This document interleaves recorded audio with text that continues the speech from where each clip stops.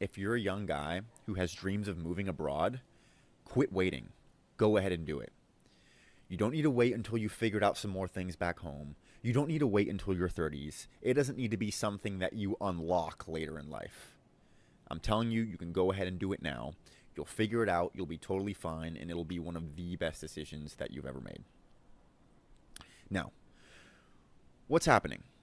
You're probably a young guy in America like I was, or, some other country that's gotten crazy. And you're going on social media and you're seeing people living their best lives abroad, right? Having amazing experiences, lowering their cost of living, making amazing connections, dating beautiful women, the whole nine. And you tell yourself, well, I'll do that someday. Someday I'll get out there. Someday, right? Maybe someday after you make a little bit more progress in your career, someday after you get your degree, someday after you've got a little bit more money stacked up in the bank, someday after you finally break up with the girlfriend that you know you don't see a long-term future with anyways, right? Someday after all the stars align. The truth is, man, that someday is never gonna come. So quit waiting on it. I want to get into 3 reasons why you should leave your home country and move abroad now while you're still young. So before we get into our first reason, who am I? I am a 22-year-old American who left America to move to Latin America. I'm here in beautiful Asuncion, Paraguay, and I'm going to throw in some B-roll here to show you guys around. And I haven't regretted this for a single second. Has it always been easy? No, definitely not. But it's been one of the best decisions I've ever made. So, reason number 1. Someday it's going to be too late. Someday it's going to be too late. Now, what do I mean by that? When most people hear the word too late, they might think that the government or, the powers that be will literally make it impossible for you to leave. As in, they're going to turn your home country into one big prison. Could that happen? Sure, I wouldn't put it past them. It's definitely not getting any better nowadays when it comes to that kind of stuff. But I don't think it's entirely likely. What's more realistic is the longer you wait, the more likely it is that you're going to find yourself with too many reasons to stay home. Right? What I'm getting at is it'll become too late for you personally. Now, what could this look like? Maybe you keep working your 9 to 5 for a little bit and you progress, you get another promotion, and you're really planting your feet there. Before you know it, you've got some golden handcuffs on you. Maybe you sign a long-term lease, or you purchase a home, take on a mortgage, or maybe you decide to get a dog or a cat or some sort of animal that lives for 20 years that you probably shouldn't have gotten at your age, and now you've essentially have a child you have to take care of. Or maybe you get to go pregnant and you actually have a child to take care of, right? Or maybe it's not a mortgage or some sort of crazy big debt, but the credit card debt starts to pile up. Cost of living isn't getting any lower. Before you know it, you owe Amex $10,000, and now you feel like you're strapped and you don't want to leave your job. Or you take on a car loan. Please don't take on a car loan. So what I'm getting at is that day by day, the inertia is just going to build up more and more and more, and it's going to be much, much harder to get the ball rolling. And the worst part about this is honestly psychological. The more time that you spend living in your home country and adapting to that lifestyle, the better you're going to become at convincing yourself that it's just the lifestyle that you're meant to live. And that the way things are back home are just the way things are meant to be.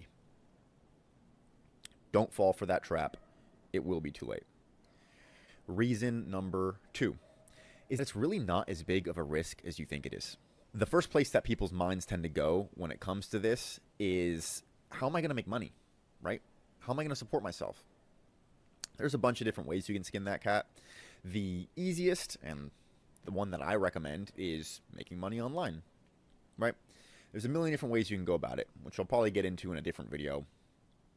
But all you need is a very modest income, depending on where you live, as low as $2,000 a month. But nowadays, making upwards of 5 or more is really not that difficult to do. And that's it. Boom, you're sustaining yourself. Now, here's what I recommend. Don't try to figure it out on the side while you're home to then have the goal of, okay, once my online side hustle takes off, then I'll be able to leave. Because here's the thing. You're never going to put your full focus into it if you've always got your main income actually keeping you afloat. What should you actually do? Save up a few $1,000s. Really not even that much. Depending on where you live, some places you can live on $1,000 a month. I'd say comfortably try to budget between $2,000 and $3,000 a month just to be safe. Give yourself 3 to 6 months of expenses covered, and just buy the flight. Just do it. Just do it. When you come to a place like this and you have nothing but yourself, a laptop, and a Wi-Fi connection, and all the time in the world, you're going to be much more likely to actually figure it out. Why? Because 1, you're actually going to be able to focus on it with 100% of your effort, and 2, you'll have some pressure. You'll have some pressure cooking underneath you. Pressure makes diamonds. That pressure is going to drive you to find a solution.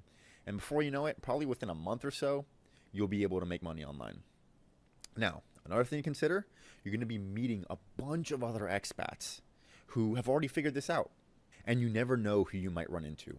Whether it be a job offer or just some really good advice that you needed to hear, being around the type of people who are already doing what you want to do is going to make it a lot easier to figure out how to do what you want to do. So, that's reason number 2. It's really not that big of a risk. Worst case scenario, you just go back home, you stack up some more money, and you come out and try it again.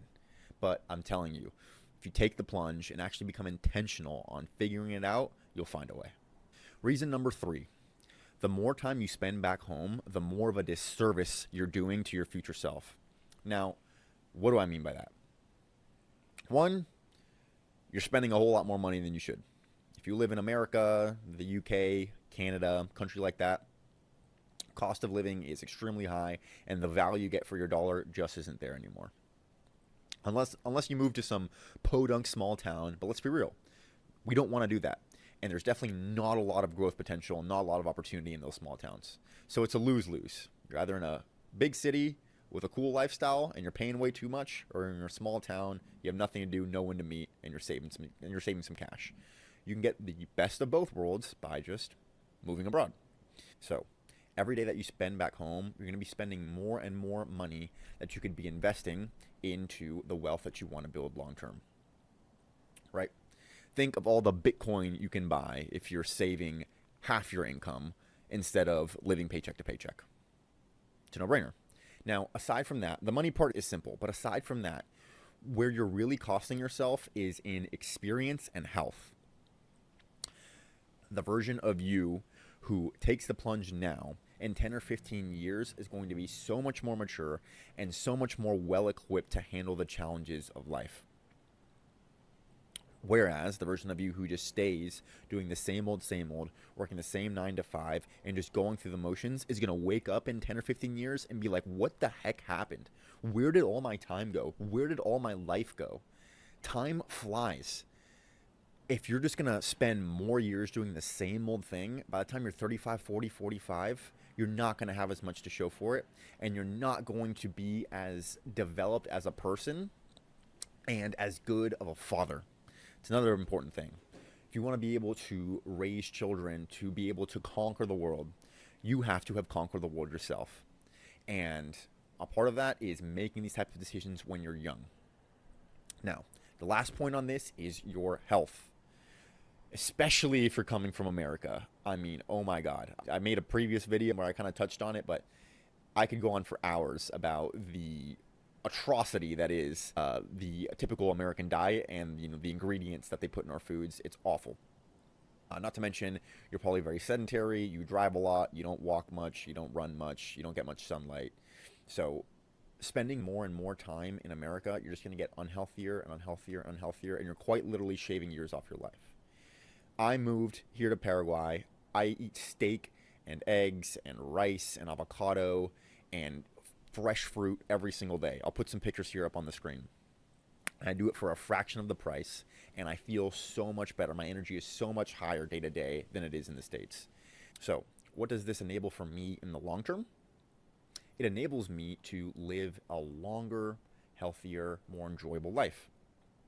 So every day that you spend back in America eating absolute crap and stuffing yourself full of Red 40 is probably another day that you're shaving off of the end of your life.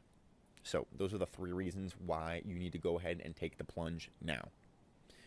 Like I said, you'll figure it out, you'll be totally fine, and you'll look back at it as one of the best decisions that you made in your entire life. I'll see you soon.